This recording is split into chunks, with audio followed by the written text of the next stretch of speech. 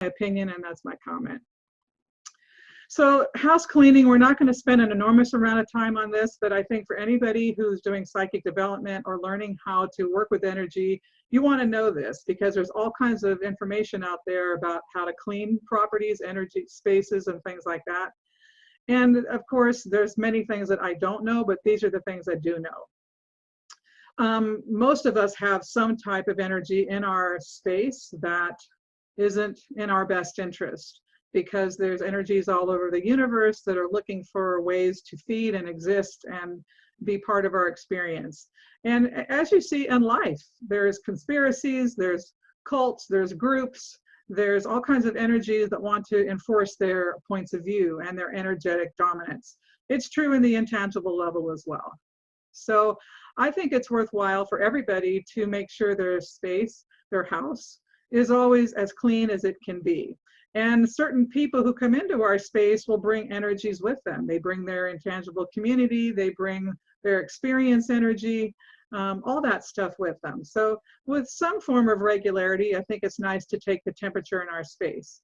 And as I said, I've worked for real estate agents in the past who have me come in and clean houses before they put them on the market. Okay, and I had a woman in particular who did a lot of foreclosures and would sell those properties. And you can imagine when people are going down the tubes and their finances are taking a dive, it's pretty rough energy. Anyhow, one of the things that most people don't know about is spider/snake energy. This is the terminology that's been given to energy that wants to take from you and wants to influence your experience. And it actually looks like spiders and snakes. They're typically, just like you see in your home with real spiders and snakes, they are in the corners. They go in the corners, they go behind things, they are in your rugs. It's in the rug energy if you have rugs in your home, and behind things. And so often the energy, you don't perceive it. So as you go through your house or whatever space you're working on, you want to start in likely places where critters might hide. And you have to perceive this with your inner eye. You can't see it. So the more, oh, interesting. Nancy just was telling us that she saw one when she was around 4. Well, we'll hear more about that in a moment. So, oh, wow. So you have to perceive it with your inner eye. And some of these energies are alien energy as well, comes from other places trying to exert dominance.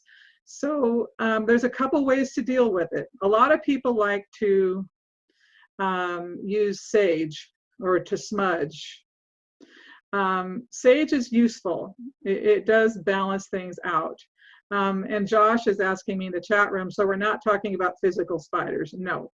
But they do look like spiders energetically. They have the same appearance, and it looks like snake energy as well. It looks like snakes.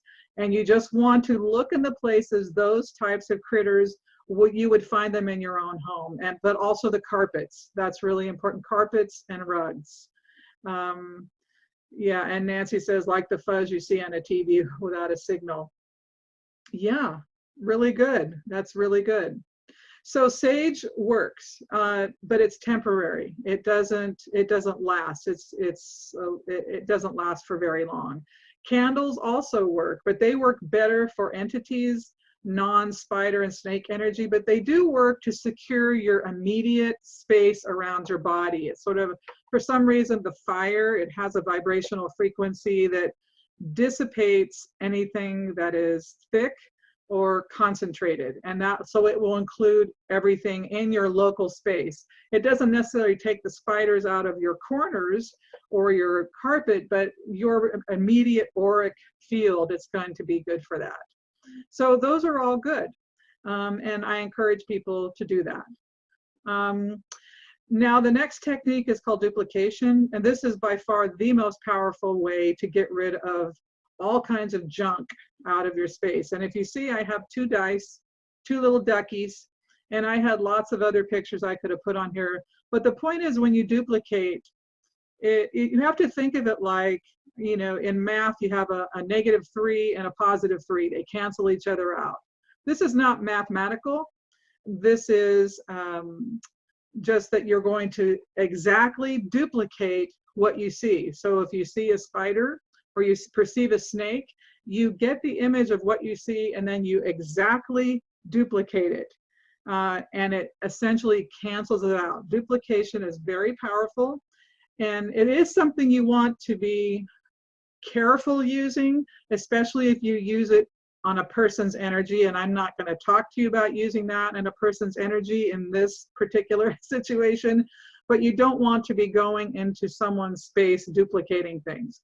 However, if you learn how to duplicate, you can use it for also duplicating malevolent entities and energy that's in your space. It works on beings and it works on spiders and snake energy. So I don't even know that we have to practice this. You can practice it on your own, just looking at something, seeing something that you recognize in your space and making a carbon copy of it. And that will cancel the energy out. So that is the best technique that I know and the most effective.